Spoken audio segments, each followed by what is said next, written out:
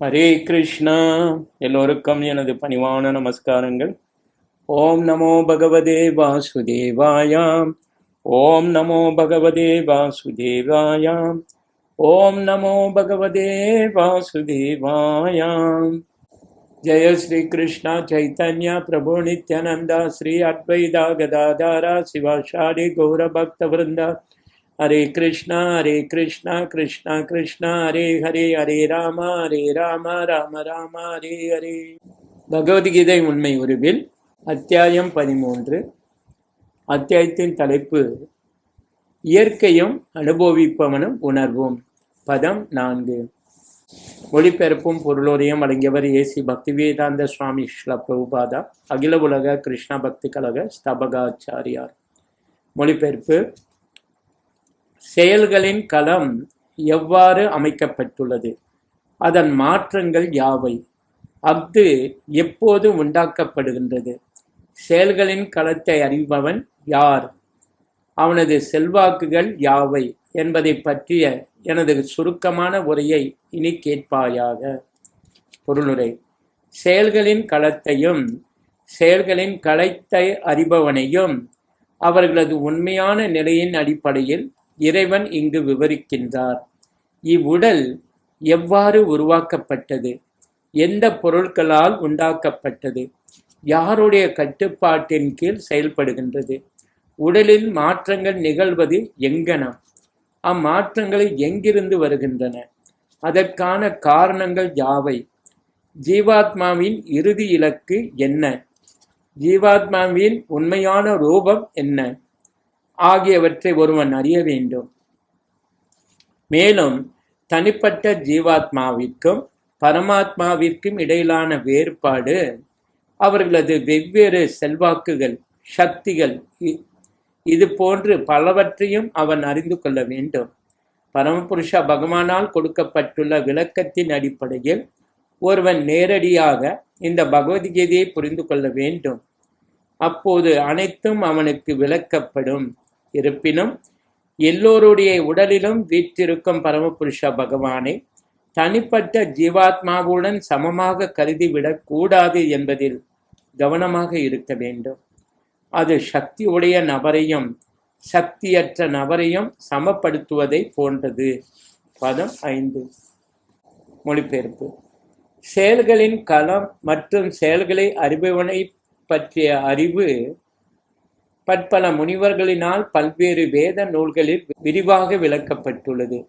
குறிப்பாக வேதாந்த சூத்திரத்தின் பதங்களில் காரணம் மற்றும் விளைவுகளுடன் இவை மிகவும் நுணுக்கமாக விளக்கப்பட்டுள்ளன. பொருளுரை.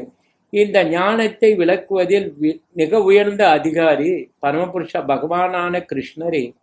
இருப்பினும் கற்றறிந்த பண்டிதர்களும் தரமான அதிகாரிகளும் முந்தைய அதிகாரிகளிடமிருந்து எப்போதும் பிரமாணம் வழங்குவது வழக்கம்.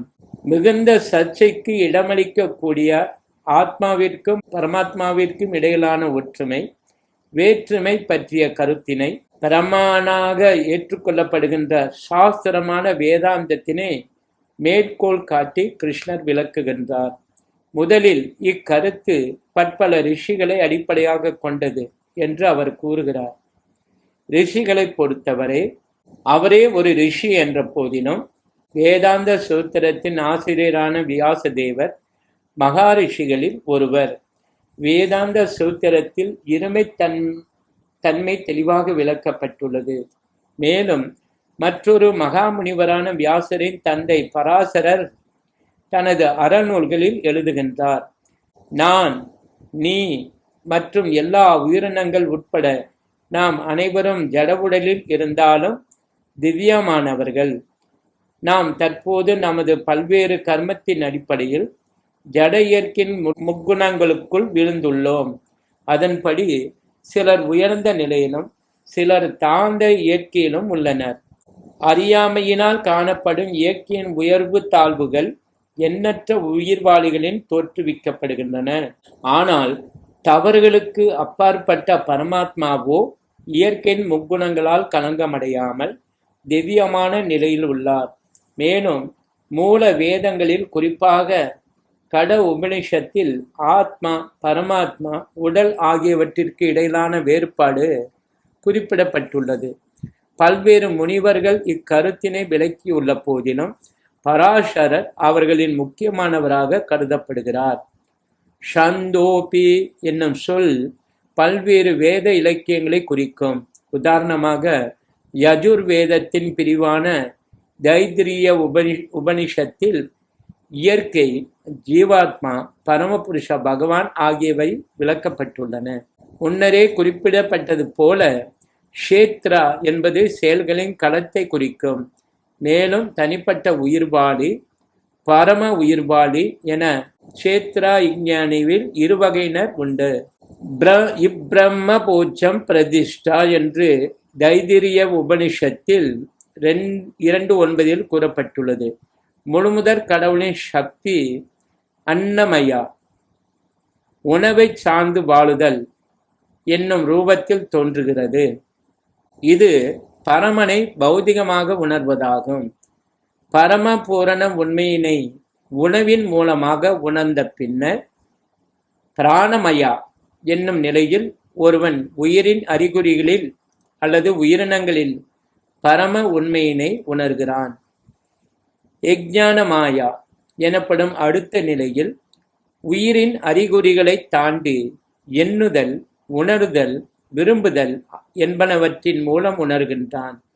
அதன் பின் விஞ்ஞான மாயா எனப்படும் பிரம்மனை உணரும் நிலையில் உயிர்வாளியின் மனமும் உயிரின் அறிகுறிகளும் உயிர்வாளியிலிருந்து பிரித்து அறியப்படுகின்றன.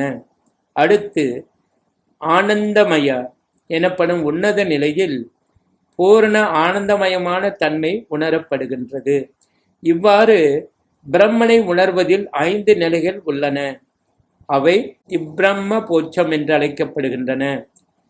இவற்றில் முதல் 3 நிலைகளான அன்னமயா, இப்பிராணமயா, இஞ்ஞானமயா ஆகியவை உயிர்வாளிகளின் செயல்களின் களங்களை பற்றியவை.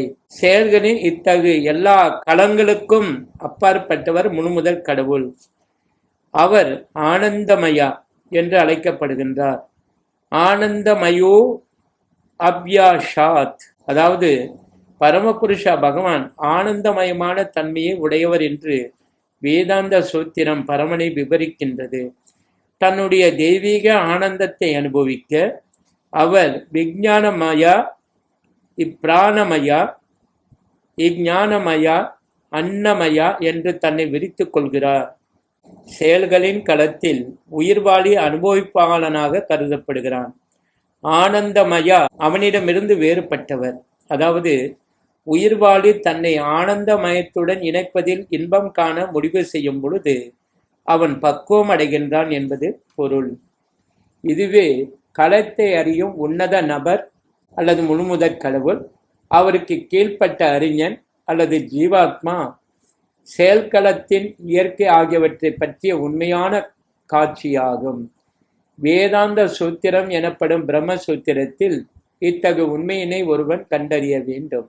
காரணம் மற்றும் விளைவுகளின் அடிப்படையில் பிரம்மசூத்திரத்தின் பதங்கள் மிகவும் அருமையாக வடிவமைக்கப்பட்டுள்ளன என்று இங்கு குறிப்பிடப்பட்டுள்ளது. அத்தகு சூத்திரங்களில் சில, முதல் சூத்திரம் செயல்களின் களத்தையும், 2வது சூத்திரம் ஜீவாத்மாவையும், 3வது சூத்திரம் அனைத்து தோற்றங்களிலும் உன்னதமாக விளங்கும் முழுமுதற் கடவுளையும் குறிக்கின்றது. பதங்கள் 6, 7 மொழிபெயர்ப்பு. பஞ்சபூதம், அகங்காரம், புத்தி, அவ்யக்தம், 10 புலன்கள், மனம், 5 புலன் பொருட்கள், விருப்பு, வெறுப்பு, இன்பம், துன்பம், சேர்க்கை, உயிரின் அறிகுறிகள், திட நம்பிக்கை, இவை எல்லாம் சுருக்கமாக செயல்களின் களம் மற்றும் அதன் மாறுபாடுகள் என்று கருதப்படுகின்றன. பொருளுரை. மாமுனிவர்களின் அதிகாரப்பூர்வமான கருத்துக்கள் வேத மந்திரங்கள் மற்றும் வேதாந்த சூத்திரத்தின் பதங்களிலிருந்து இவ்வுலகின் பாகங்களை பற்றி பின்வருமாறு புரிந்து கொள்ள முடியும். நிலம், நீர், நெருப்பு, காற்று, ஆகாயம் ஆகிய 5ம் பஞ்சபூதம், அதாவது மகாபூதா எனப்படுகின்றன. அதன் பின் அகங்காரம், புத்தி, இயற்கையின் 3 குணங்களின் தோற்றமற்ற நிலை ஆகியவை உள்ளன. இவற்றைத் தொடர்ந்து கண்கள், காதுகள், மூக்கு, நாக்கு, தோல் என ஞானத்தை பெறுவதற்கு 5 புலன்கள் உள்ளன. பின்னர் குரல், கால்கள், கைகள், ஆசனவாய், பால் உறுப்பு என கர்மத்தை செய்வதற்கு 5 புலன்கள் உள்ளன. புலன்களுக்கு அப்பால் மனம் உள்ளது. உள்ளிருக்கக்கூடிய அந்த மனம் உள்ளிருக்கும் புலன் என்று அழைக்கப்படுகின்றது. எனவே மனம் உட்பட மொத்தம் 11 புலன்கள் உள்ளன. பின்னர் வாசனை, சுவை, உருவம், தொடு உணர்வு, ஒளி என 5 புலன் பொருட்கள் உள்ளன. இந்த 24 மூலகங்களும் இணைந்து செயல்களின் களம் என்று அழைக்கப்படுகின்றன. இந்த 24 விஷயங்களை பற்றி ஒருவன் ஆராய்ந்து கற்றால் செயலின் களத்தை பற்றி அவனால் மிகவும் நன்றாக புரிந்து கொள்ள முடியும். பிறகு விருப்பு, வெறுப்பு, இன்பம், துன்பம் போன்ற மாறுபாடுகள் உள்ளன.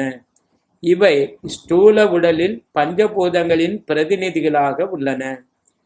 உணர்வின் மூலமாகவும் திடமான நம்பிக்கையின் மூலமாகவும் உணரப்படும் உயிரின் அறிகுறிகள் சூட்சும உடலின் மனம், புத்தி, அகங்காரத்தின் தோற்றமாகும்.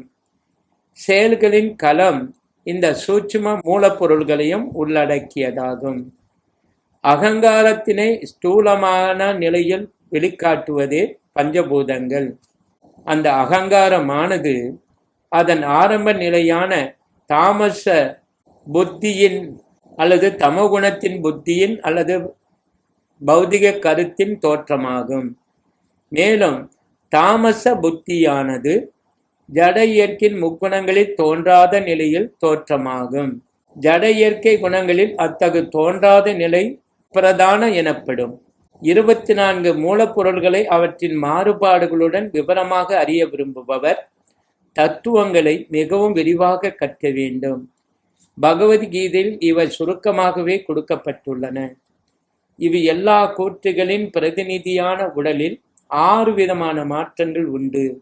பிறக்கின்றது, வளர்கின்றது, சில காலம் இருக்கின்றது, உபப்பொருள்களை உற்பத்தி செய்கின்றது, அழியத் தொடங்குகின்றது, இறுதி நிலையில் மறைகின்றது. எனவே களம் என்பது நிலையற்ற ஜடப்பொருளே. இருப்பினும் களத்தை அறிபவனான அதன் உரிமையாளன் சேத்ரஜ்ஞா களத்திலிருந்து வேறுபட்டவன். श्री श्रीमद् भगवद गीता की जय, श्री प्रभुपाद की जय, गौर परमानंदे हरि हरि बोल।